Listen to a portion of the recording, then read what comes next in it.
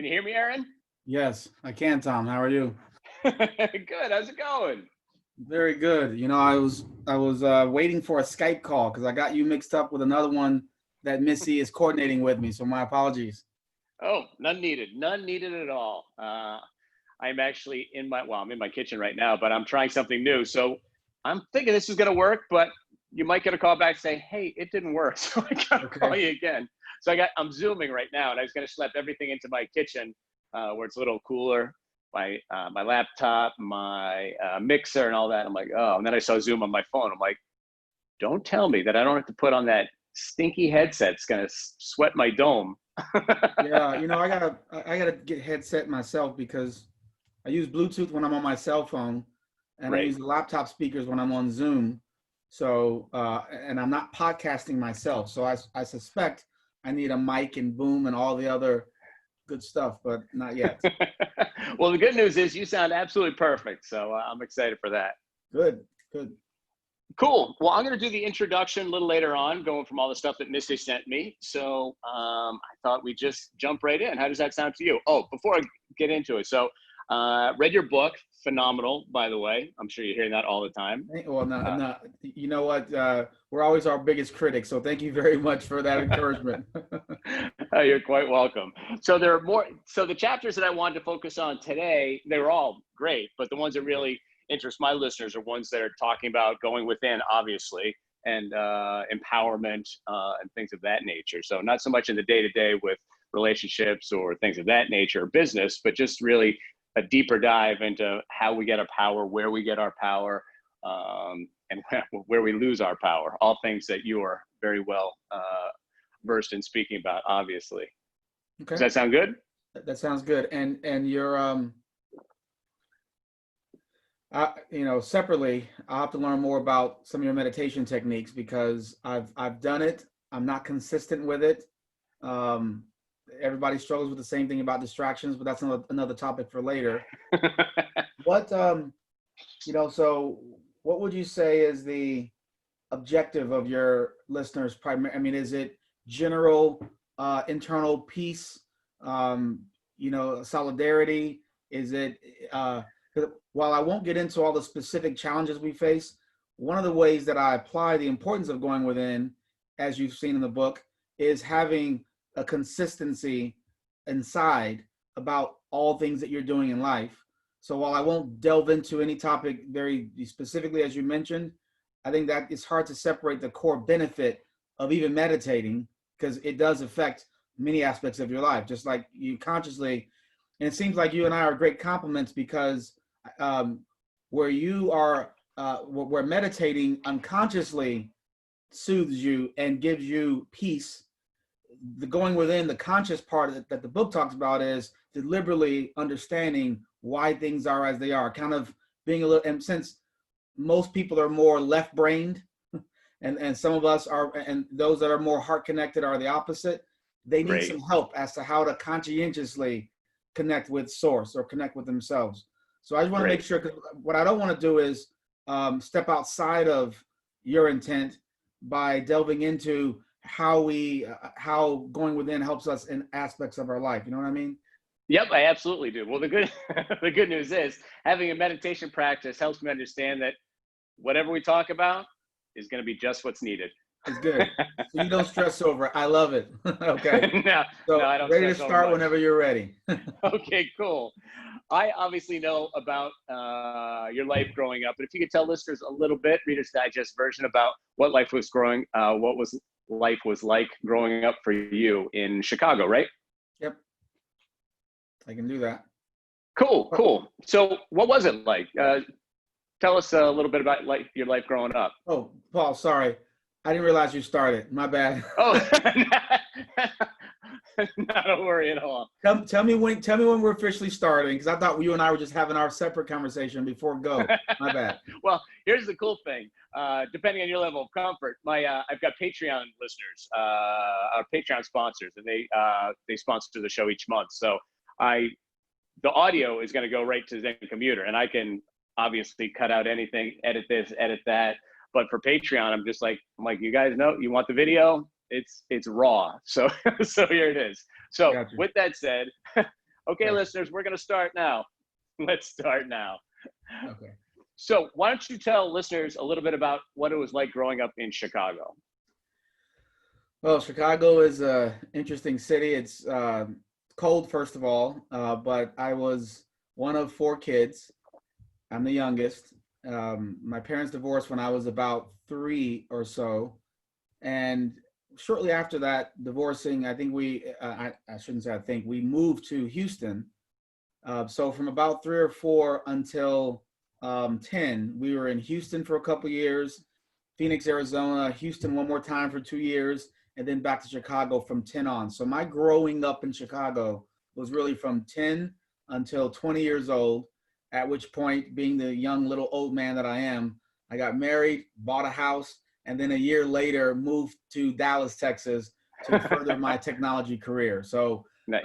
those 10 years in Chicago was quite fun. I mean, I played Little League Baseball. There's some things that I missed due to restrictive aspects of my background, like the controlling religion that I was born into. It's kind of a cult, if you will. It's a Christian cult. So I didn't get to play high school sports. I didn't get to go to proms, and there were no really college prospects, if you will. But largely, it was a joyful childhood. I had a happy childhood.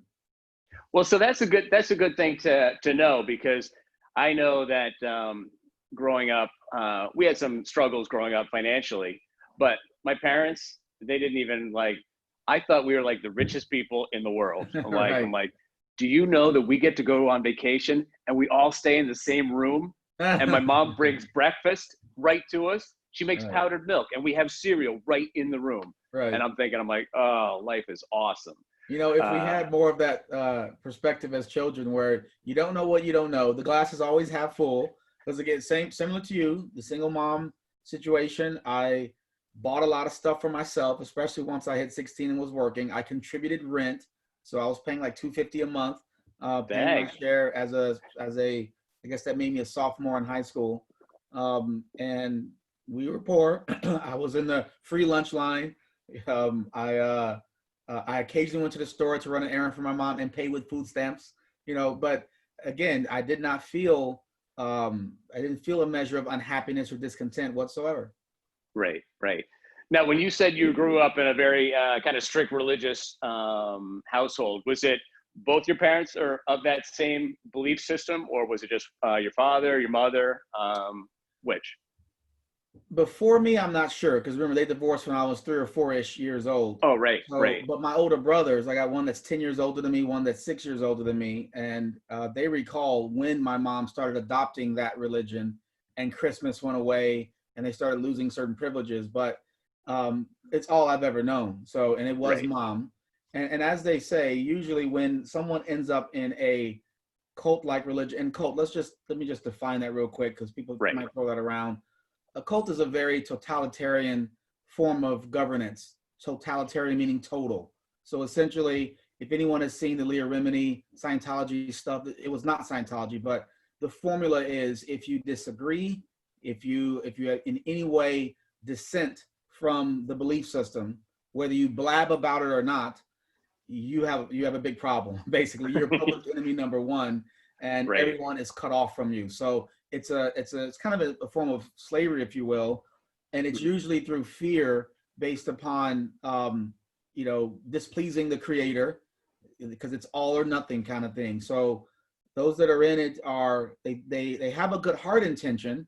They believe they're doing the right thing. They believe they're helping in many ways, but they've been feared into a great deal of restrictive control. Now, has that, do you and your mom, are you estranged, or are you very much connected now? How's the relationship with your mom right now? Very estranged. My mother has not met my 4-year-old or my 2-year-old. We have another baby on the way. She probably won't meet that child either, unless she awakens, if you will, and realizes what she's in. Just like at 39 years old, I awakened, and I was Right. devout in this religion for 39 years of my life. And then I Wow. awakened and realized that I can't be a part of something that is damaging to humans. I'm an empath myself, and when I realized it's the opposite of what I thought it was doing, it's not this great thing. A lot of people who realize what it is, if they ever do, they tend to try to fade away, where they just say, okay, I'm not going to go to meetings, or I'm not going to, proselytize, or, try to talk to people about the religion, and hope that they'll go unnoticed.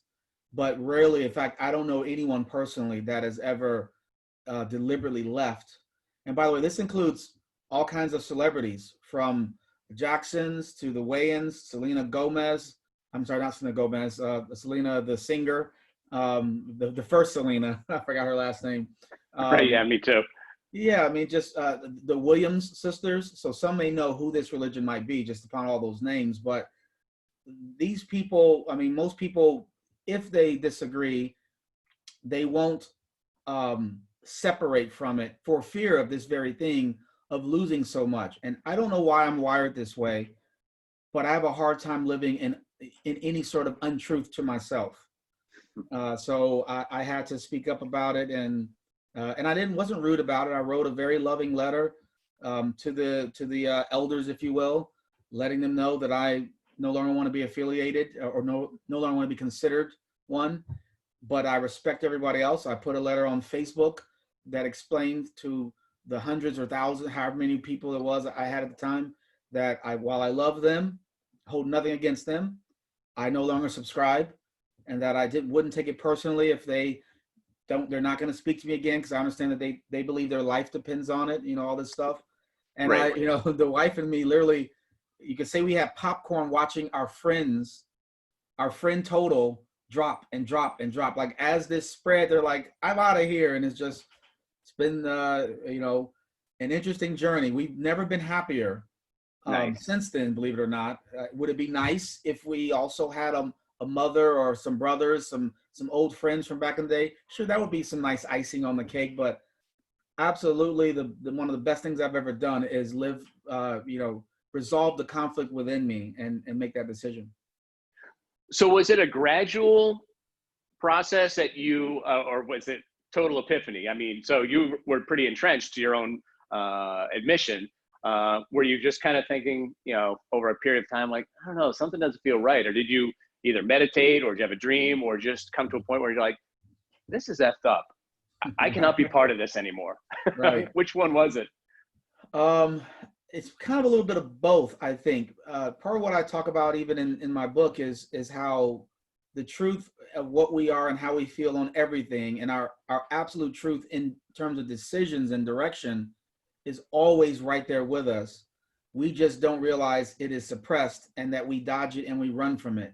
So even since I was a child, 12 years old was the age that I decided to get baptized. Because this is not one of those Christian religions where they sprinkle a baby. You actually decide to, and you are asked questions about certain aspects of the Bible that you need to show proficiency, understanding, all that kind of stuff, and you go get baptized. Well, I mean, even way back then, I questioned a lot of things, not just in the religion, because religion does take the Bible very literally, but I also had to question aspects of the Bible that was just didn't jive with the heart condition, the love inside of me, and the lack of bias that I have for humanity, right? And that's always been there.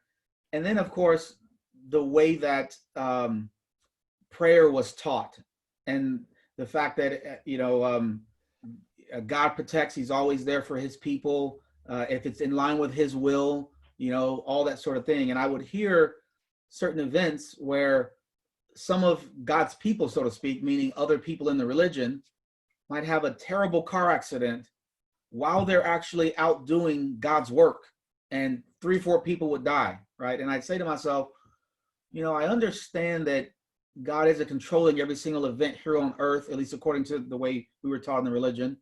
Proverbs talks about time and unforeseen occurrence, all that sort of stuff. But I would say, how is it that he would allow on his watch someone to die while doing his work, when the family members of those people whom God may want to eventually convert to the religion, they have to reason, God, we would still have our loved ones if they weren't out doing this damn work, kind of thing. So you create an additional challenge for those that might even have the potential to come in.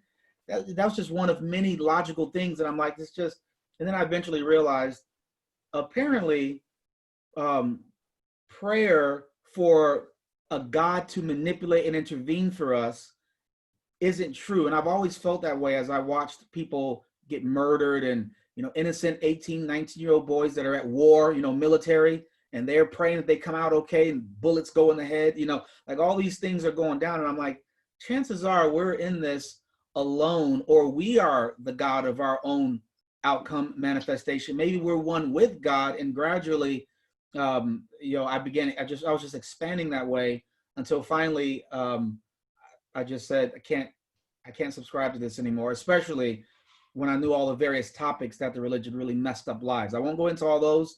It's not about that religion, but once I realized what it was, I'm like, I'm out. Right. Well, thank you for being so transparent with your story, which is awesome. So in regards to going within, do you feel that many people understand that they have the ability to go within? Because if I think about it, our society says everything you need is out there, whether it be love, success, money, power, relationships, everything's out there. Go get it. It's like, that's not really what I believe. Right. Do you think the majority of people believe that? And if so, how did you break that mold? Most people, to your point, to what you're alluding to, don't know that their power is within. That we are groomed from infancy for the approval of an external source in everything. Romance is like, if I'm beautiful, I look like that princess on the cartoon, and then I get the approval of the prince. And vice versa. So everything about us, from physicality to our intelligence, requires validation to call us intelligent. We've just been groomed that way. And one of the things that I also reference in the book is this notion of binders, which impede our awareness of what we really are. And that impedes our ability to truly love ourselves.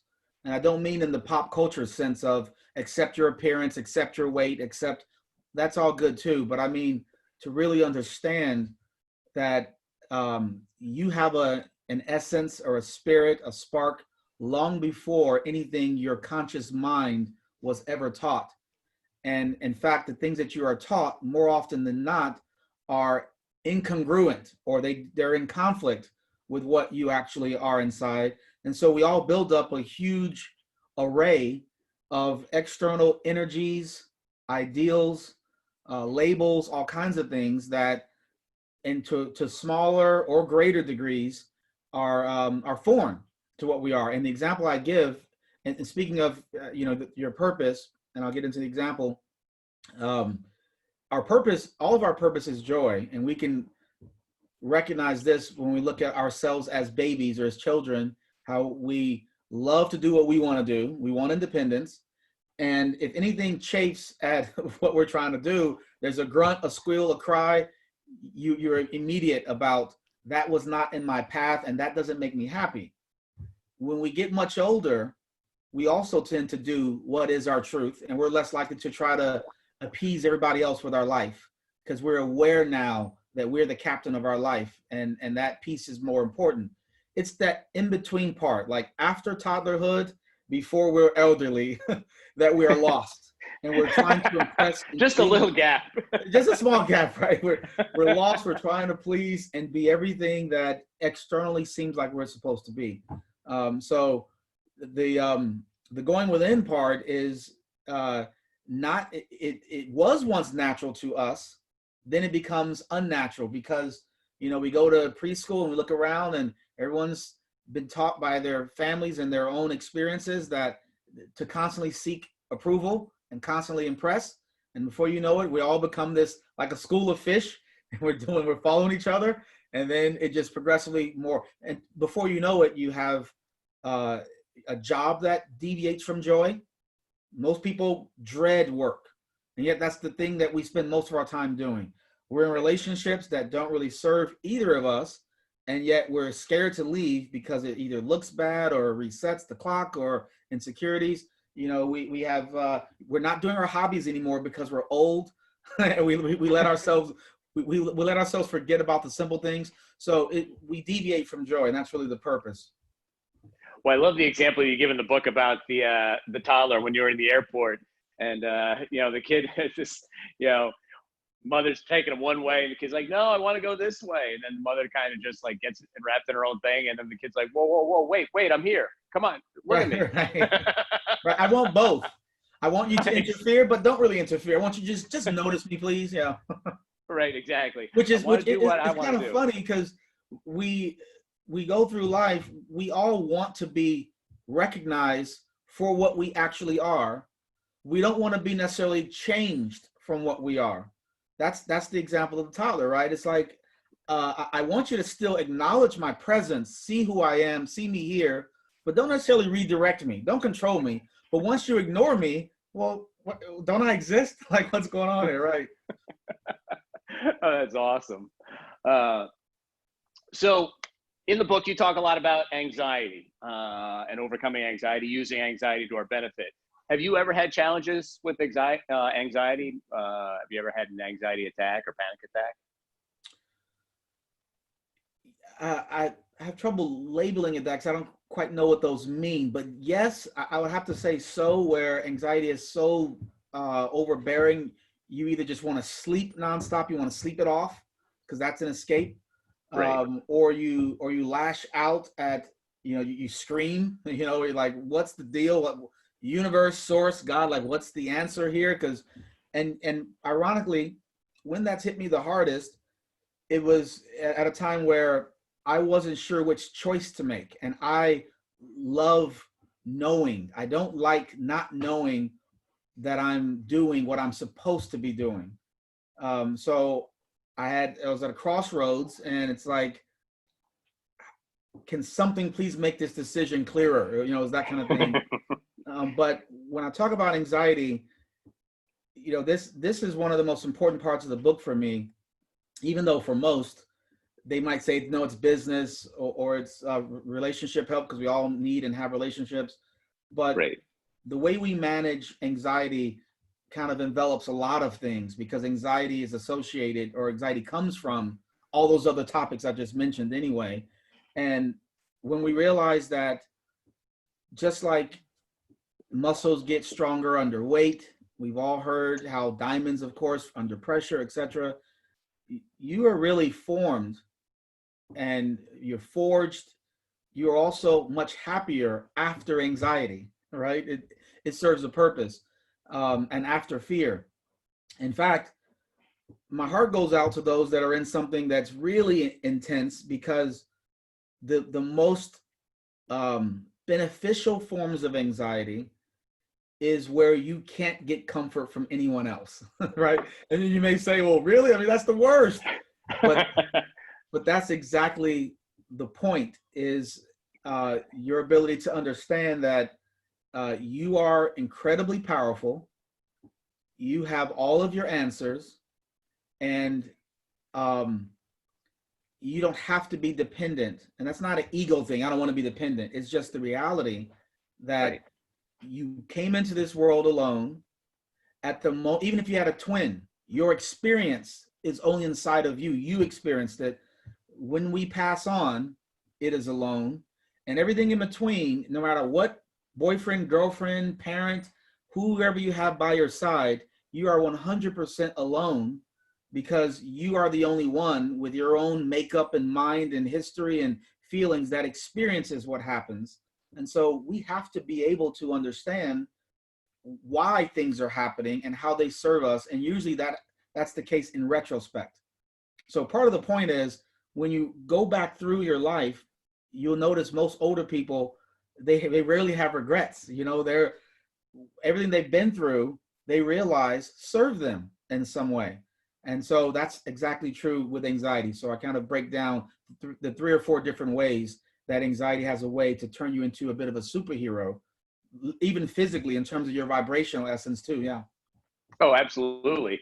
And I think that's a great point, because you're absolutely right. When you're thinking, like, when things get so bad that I feel like I'm alone, I'm like, that's the worst ever. I'm like, no, that's the best. Because then you realize, like, okay, I am alone, but the tough part is understanding that you're alone but powerful. Right. Obviously, it'd be a different story if you felt alone and you didn't feel or recognize any power at all, because I would imagine that would get very dark and very difficult for a lot of people. But hopefully, much like your story, that when you get to those tough times and you realize that everything else is kind of stripped away, you're like, okay, well, what else is there? I'm like, well, I guess there's me. Let me see if there's something I can figure out. Right. And Well, as we both know, that's the case. it does get, you know, to your point, you said, you know, if there's nothing for too long, it gets really dark. And I think that's precisely when the forging of you happens. If you ever think about, even if you've seen Goldcast on Facebook or on YouTube, it's probably the only valuable thing on Facebook, quite frankly. But Goldcast is, you know, it shows these 3 or 4 minute clips, montages of the story of many very inspirational, positive, motivational sort of people, whether they're artists, actors, singers, politicians, executives, whatever, or human rights people. And you find out the terrible stuff they've been through. And you realize there's a common thread here. Everyone who is highly encouraging, they have a high vibe, they've all been through some ridiculous stuff. It's pretty amazing what they've been through. And that's exactly what has helped them become this, we're not just encouraged because, wow, you've been through so much, because most of these people, you don't know what they've been through. You just see that they're currently something that's positive. You like seeing them and hearing from them. Then later you find out what they've been through. Well, the darkness that they went through actually created a greater light within them, created a greater resonance or a positive frequency, such that they fear less. Because when you go through things that are petrifying, and like you said, you realize I'm alone here, and you still come through it, you realize your strength, and then you realize what you learned in that process. So when the next thing is looming, like there's something coming up, and you're like, oh no, your oh no is a little bit less. And then your positivity is a lot higher. And so you gradually attract more and more similarly strong, tested, positive sort of things. And that's the beauty of contrast. So I hope people can learn that their deepest, darkest moments is actually creating the best version of themselves. And that's actually why I started off our interview or our talk, getting an idea of where you came from, the challenge that you had growing up, because much to your point, so many times, and it's sometimes those people are those very people, those celebrities, those sports people do it themselves, kind of saying like, look at me, I've always been this way. I've always had millions. I've always had boyfriends, girlfriends. I've always been a superstar. And they're not really doing a service to people, because I think our culture says, wow, these people were given something, they grew up or they were born with something special that I will never have. They never have had a difficult time in their life. They've just had money, they've had power, they've had success, they've had ability. And that leaves people disheartened. But to your point, many times, as I tell people on Zen Commuter and Commuter 5, our biggest successes come from, just like you had said, when we're like, wow, this is really tough stuff. And I don't know how I'm going to get through it. And then you look back, you're like, wow, that really sucked. But I'm here. I'm still here. I got it done. And to your point, you just kind of say, Mike, I did it once, I can do it again. So yes. I love hearing that. Yeah, we tend to forget that. And when we were 12, there was something that seemed insurmountable. When we were 8, same thing. Whether it is, oh, I'm going to 5th grade, there's long division there, I'll never learn that. And then like, I remember this stuff. I remember seeing the textbooks of kids 2 or 3 years older than me and going, I'm doomed. Like, this stuff is like foreign language. But you adapt. Or whether it's a broken heart as a young child, as adolescent or whatever. And then in retrospect, you laugh, right? You're like, that was nothing, right? So we're evolving, we're expanding. So whatever is huge to us now, at a later time, we're going to go, that was huge to me then. Now I just realized, whatever it was, that loss of that loved one even, they've passed on. And I know that they're fine. And I know that I'll be whatever, as you expand, your belief system, your understanding, your awareness adapts to where it all becomes child's play, if you will. So if we progressively, use the lessons of our life, even to date, it can help us in the current moment that we're in. And it's important to use, and I talk about it, and we'll talk about it in a little bit, about mindfulness, how this moment right now is the most powerful one. You know, if we getting back to anxiety, if we think about all the anxiety that we have, it's being like, am I going to get that job? Am I going to ace that test? Or it's like, I can't believe that I screwed up that relationship, or like all that stress comes from being in a time other than this time. So with an understanding of mindfulness, how do you stay grounded in this moment? Even though we know we can't do it all the time, but for the most part, we want it to be our default. How do you, what is the mindfulness practice that you have? To your point, it's super natural. It's what's funny, it's natural and it's unnatural. So it's natural for us to worry about future or past in the matrix, so to speak, that we've all been raised in, the physical worry. But the essence we were before we became that baby doesn't worry about any of this stuff. So in that sense, it's highly unnatural to be so worried about all these little things. So we were struggling trying to get the balance here.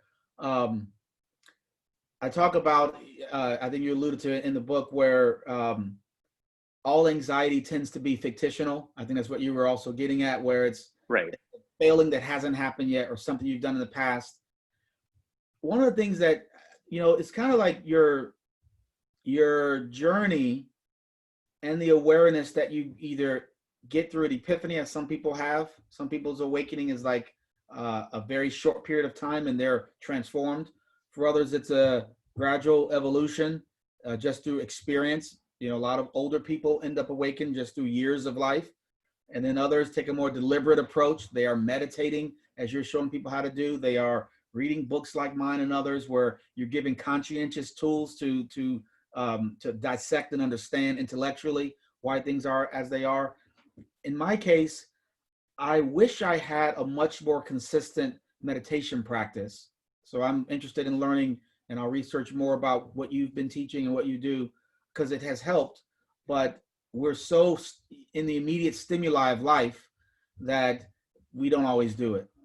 But in my case, the lessons of how my life has worked and how all of our lives are like perfectly scheduled, if you will, or synchronized, helps me to not worry about the next potential problem or failing.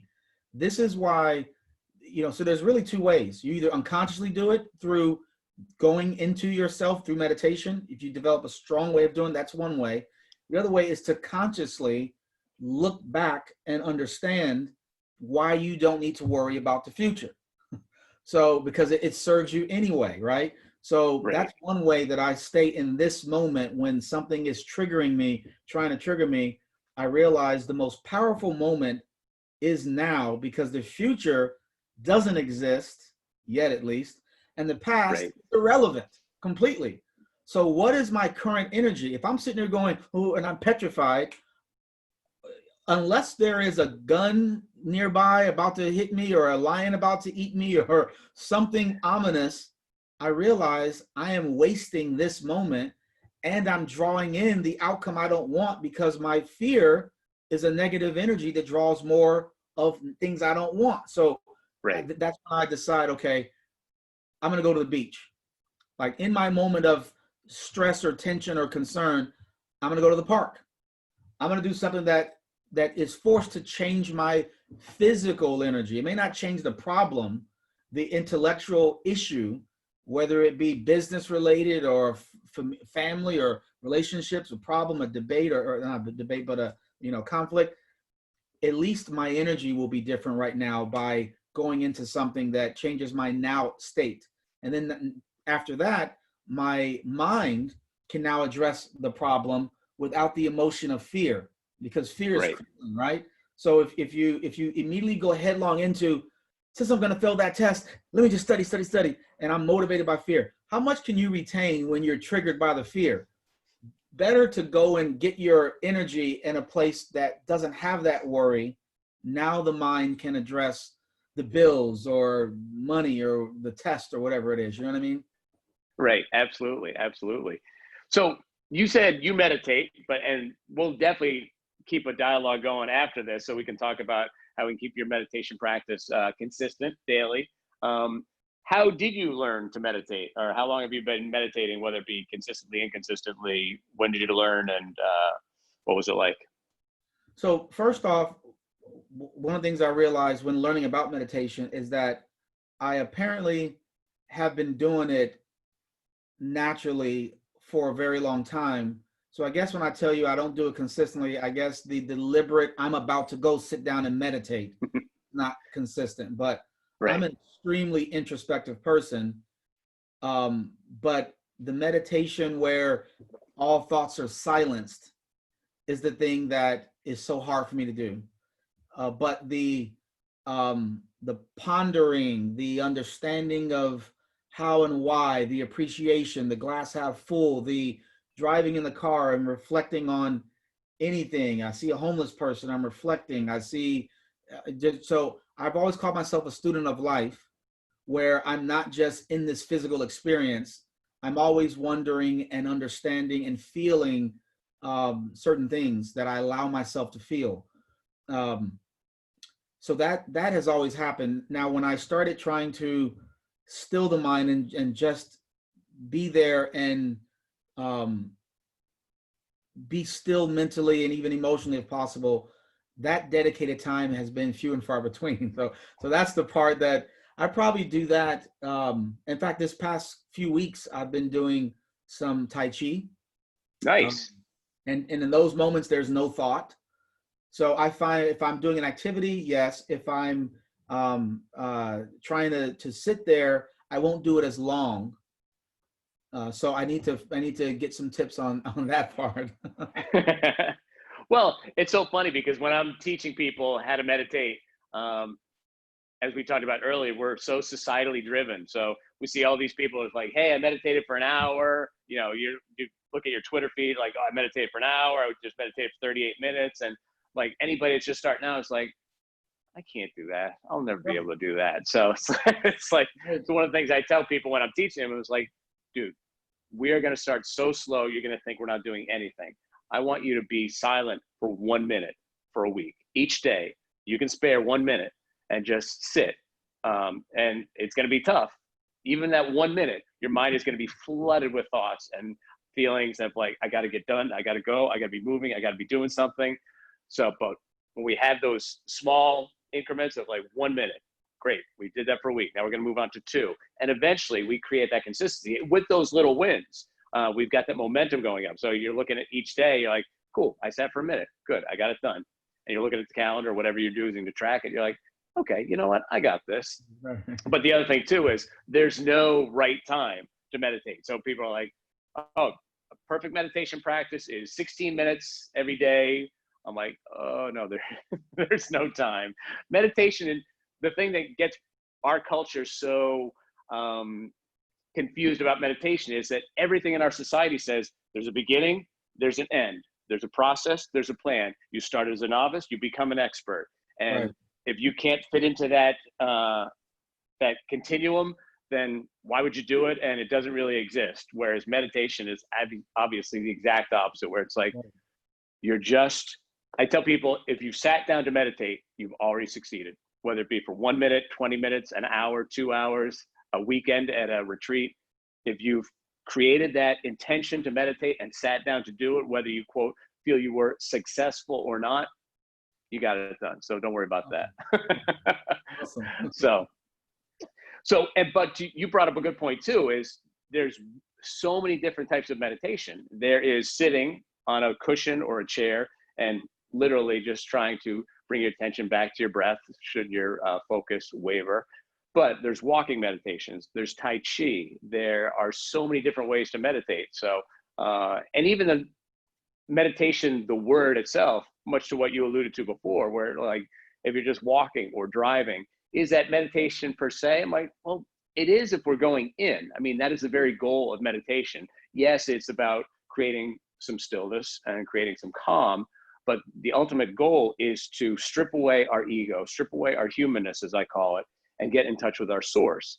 And whether if we're doing that, cleaning a toilet, washing dishes, folding clothes, driving to work, then yeah, on some level, yeah, you are meditating. Now, with that said, a consistent practice of sitting down daily, whether it be for 2 minutes, 5 minutes, or 20 minutes, that's going to be beneficial because from scientific studies, our brain literally changes. If we've been able to meditate for 2 weeks for a minimum of 12 minutes, and that's just a guideline, MRIs have shown that our brain is already literally changing. So that's something to think about. So that's awesome. We'll definitely talk more about that. Yeah, absolutely. It's funny because I'm working on a course right now about creating meditation consistency, because so many people that I know that like, oh yeah, I love meditation. I just wish I could do it more often. I'm like, life gets hectic, and I'm like, I hear you. Like, you must think I'm horrible. I love it when people come up and be like, you must think I'm horrible. I don't meditate every day. I'm like, have you met me? Right. Right. I don't think anybody's horrible. Right. It's the opposite, because obviously the more connected you are with source, the less polarized. You don't have poles. Right. You're extremely fluid. And source, which is what we're connected to and probably are actually extensions of source. We'll all find out what this really is when we pass on, but strong belief, belief implicates being taught, strong feeling, intuition that we actually are energy. We are pure energy incarnate into flesh and bone and stuff, but we're energy before we are everything else. And energy doesn't have a bunch of prejudices. When I say prejudice, I mean like judgment. Oh, you didn't do this, you don't do that, or why aren't you this? There's just none of that. We are all where we're supposed to be along the journey, and I believe we're all stimuli. And what we choose to be is basically what we enjoy to be. So if you enjoy being positive stimuli, that's what you're going to be. And if you enjoy drama and being negative stimuli, that's what you'll be. And at some point, if you decide this is not enjoyable, you will morph into something else. But there's dark energy, there's light energy. I believe the issue with the planet is, for so long, the planet's been imbalanced, where there's too much dark and where we feed on it so much. Just like you said, or as we were talking about earlier, all the information that comes in is a certain way. It's a certain continuum or paradigm. The news is 28 minutes of darkness. And then, and then 1 minute of, and a teacher was honored, or it's something positive. There's a squirrel water skating, skiing.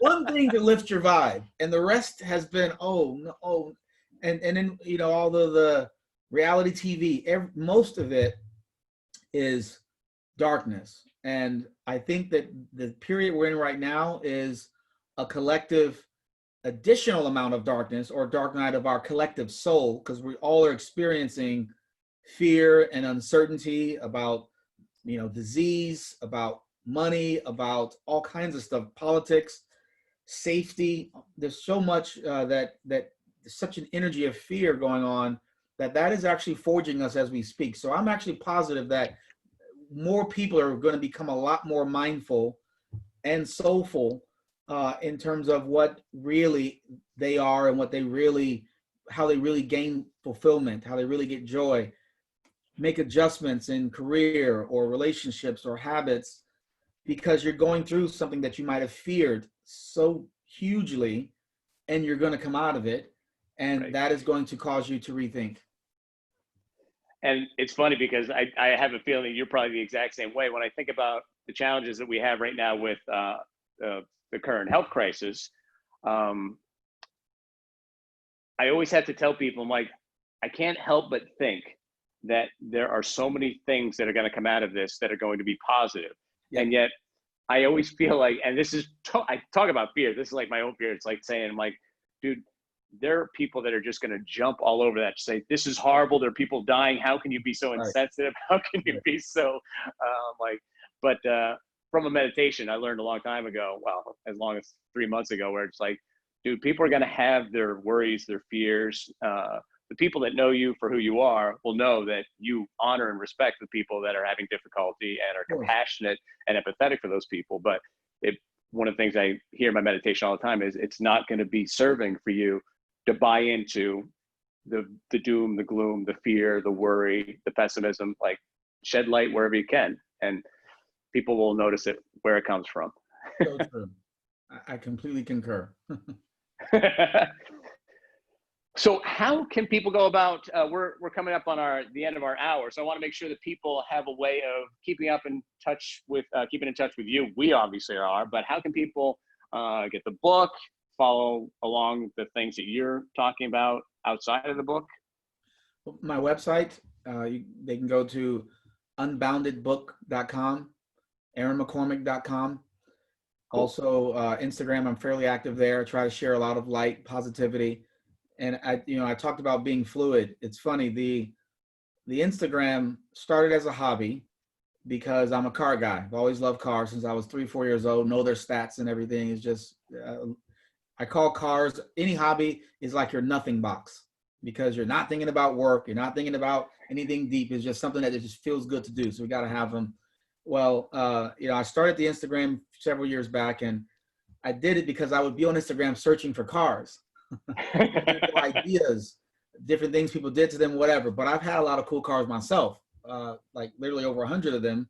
And I said, maybe I should share some of my cars in case people want to know what it's like for this one or that one or different stuff. So I started sharing cars.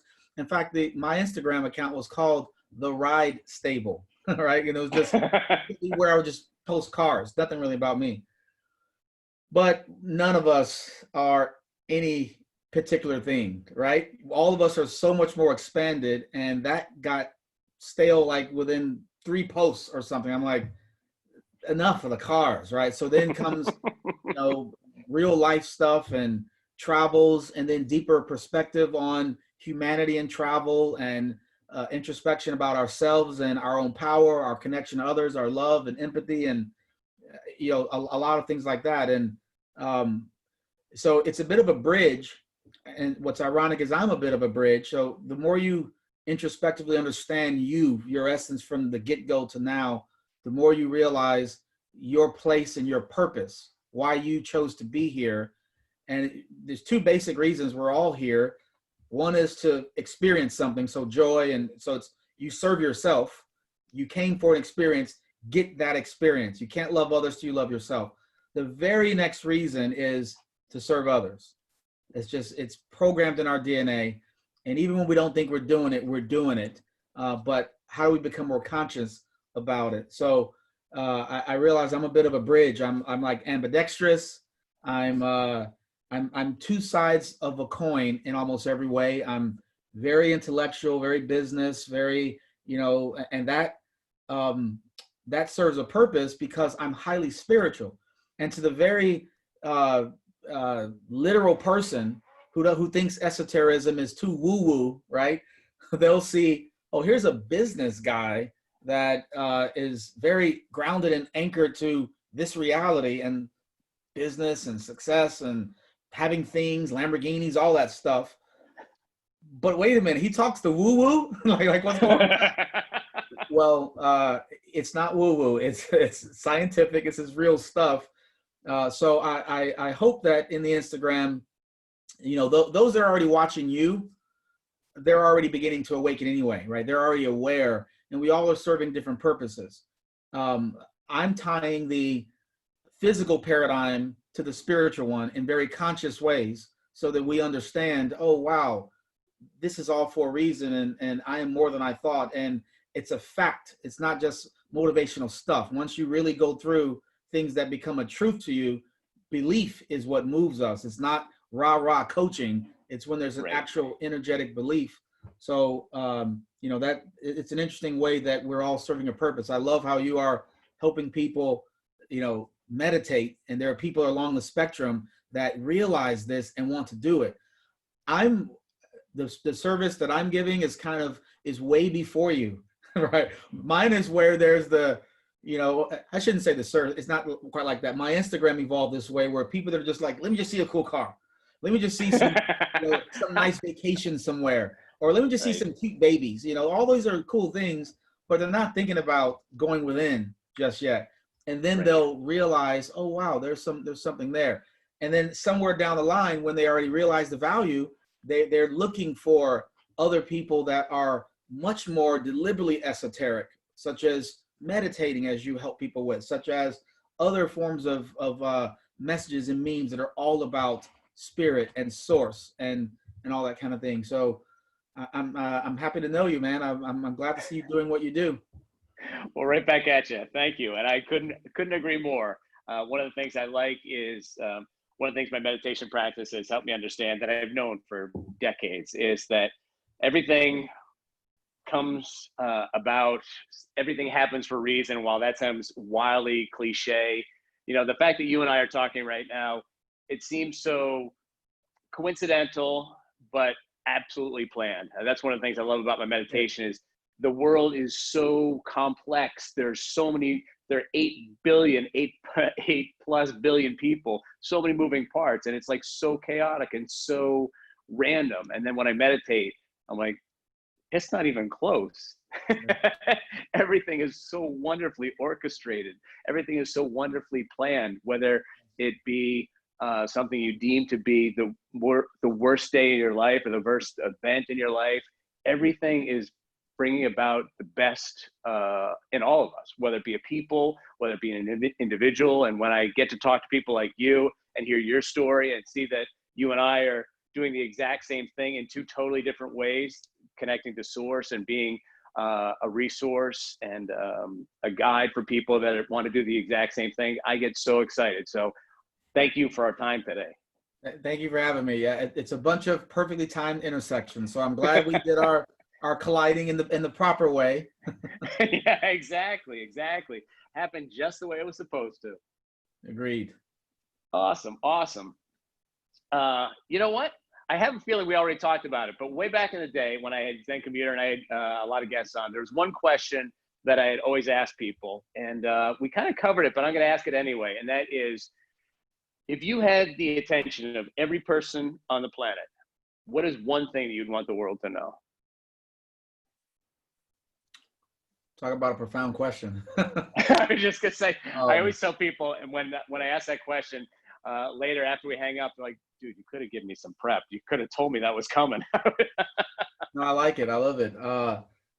Funny, I've been giving this thought, ironically, considering all that's going on right now, especially with protests and injustice and all. We have all been being duped by the illusion of division, the illusion of separation from, by way of money, social level, nationality, obviously race is one that's in the news right now. And all of our hearts know the truth. We all actually really know it. But so much emphasis is consciously put inside us, hence the need to go unconscious and meditate, or the need to go within through, understanding why things are as they are for yourself. So you realize there's a bigger orchestration to it all. But I would love for everyone to be aware that there is a dark energy that is manipulating, and not just energy, it's people. So it's not, I'm not just talking about some Satan thing or idea of a Satan, but there are people that choose an existence of conflict, darkness, manipulation, etc.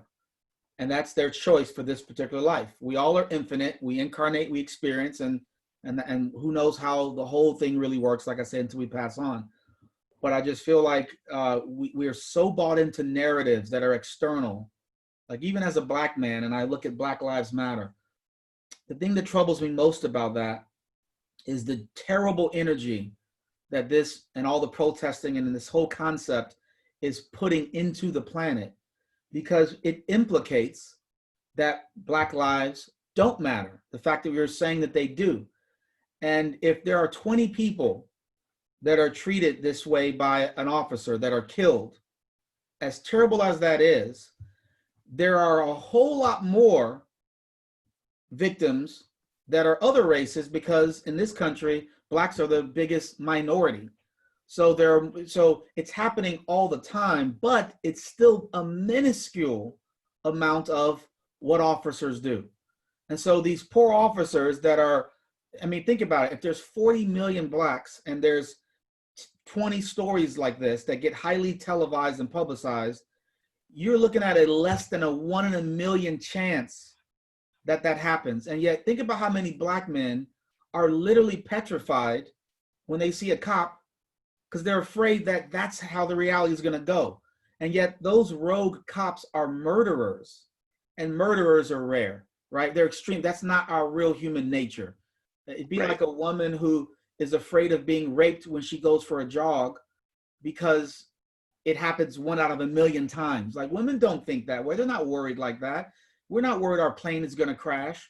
So I feel like the world has created unnecessary fear and unnecessary discontent, even, you know, for other races to feel so empathetic and hurt that this is the case. They're over pitying, like they're looking and thinking. I've had people talk to me as if it must be hell to sit in my shoes. Like, oh my God, like it's so tough to be black. You don't even know if a cop will, you know, will kill you or not. It's like, no, that's not how it really is. That's a 1 in a million chance thing. So, but that's just one topic. I don't mean to harp on one topic. My point is, that's all good. There's so many narratives, Tom, so many things that that are just an untruth. And it causes us to feel sad. It causes us to feel empathetic, where we don't have to be so worried and thinking so much suffering. The world is prettier than we think. We do have a lot of problems in this world, but there's entities that want to make it look uglier than it is. And so I wish we went within more. So more people meditated, more people really tried to connect dots beyond what they've been told and taught to believe. They would love themselves more. Love themselves more, meaning they'll realize the beauty of their life. I don't mean become more vain and become more egotistical. I mean, they will realize the perfection of their journey. And once you have that, you have a harder time being worried that something is defrauding you, because you realize everything serves you. You have a harder time being irritated by someone else's difference because you're good either way and they're entitled to theirs. So more introspection and more understanding at the heart level would just completely change our own personal experience and would change the entire world. Well said, indeed. Very well said. And I think just to add to that is that one of the things that you alluded to, or quite articulately, is that we're so conditioned to create differences between ourselves, whether it be race, gender, orientation, financial, you know, societal. Like, one of the things I love most about meditation is, and I talked about this the other day on an episode talking about creating world peace, is that one of the things I love about meditation is that it, you talked about darker energies. I liken it to our humanness, our human self and our higher self. Our higher self knows nothing but love and joy and light.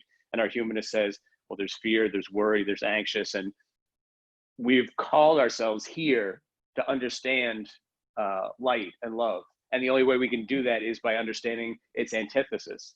Right. So one of the things I love about my meditation practice, though, is that it strips away absolutely everything. My gender, my ethnicity. It just says, you're none of those coats that you wear. You're light and you're love. And when you meditate, you're like, everything's awesome. This means nothing. This means nothing. Exactly. This means everything. Right. Right. So true. I love it. So I love that we're on the same page. Me too. What do you got planned for the rest of the day? Well, with a 4-year-old and a 2-year-old that are not going out to schools and preschools and stuff, there's a park in every day, park, beach, something like this. Malls are starting to open, so go and try to feel some normalcy. Go to a store or something. I think we might be getting with some friends at a park, maybe. We'll see. But you know, to our point, this period has forced all of us to not have the distraction of things that don't really enrich. So there's no new entertainment, no new movies coming out. We were not able to go shopping for 2 or 3 months, so you're not into all material stuff. Right. You were not at a job that maybe didn't serve you. So this has been, this is going to be a period. I'm curious how we come out of it, and it's going to be, I think, much better. Yeah, I think to your point that people are going to have a lot of epiphanies that like, like this has been really great. I haven't had to work for like 3 days and I haven't been stressing. I haven't been like, having trouble falling asleep. I'm like maybe this job is not what I'm supposed to be doing. Maybe there's something bigger. I'm like, yes. Exactly. You are bigger. Exactly. Yeah, absolutely. Now you said you're still in Texas, right? You're in Dallas or? No, we're actually in California. Oh, no way. Oh, okay. Wow. Okay. That's cool to know that the stores and everything are starting to open, that you guys have a plan. Cause I thought, that you were, a little further behind in that regard. So that's cool. Yeah. Well, the media tries to show a lot of that stuff. I never forget this. Of course. A chart that showed the the amount of COVID deaths or cases, I forgot which one, maybe both, per blue state and red state, Democrat, Republican. And it's like that. So another example of an agenda, right? We're all scared over something that is literally a political game for other people. Right. And even the, there's just so much that that we're being duped around and jerked around with. So, yeah. But anyway, it's like, what, to me, I look at it as some of the best reality TV there is. This reality in a way that affects you personally. So you're like part of the game show. Exactly. I don't know if I'm going to get voted off. I think I was voted off a long time ago. That's okay by me. It's crazy. Well, whatever you do, Aaron, thank you so much for your time today. Have a great day with your family, with your loved ones. Keep that light shining. And we'll be in touch a little later on. So I can tell you, so we can talk about creating some consistency in your meditation practice, and just keep in touch with another light. So I'm thankful for our time today. Thanks for having me, as I am as well. You have a good rest of the day, week 2. Right? Take care, bud. See you later.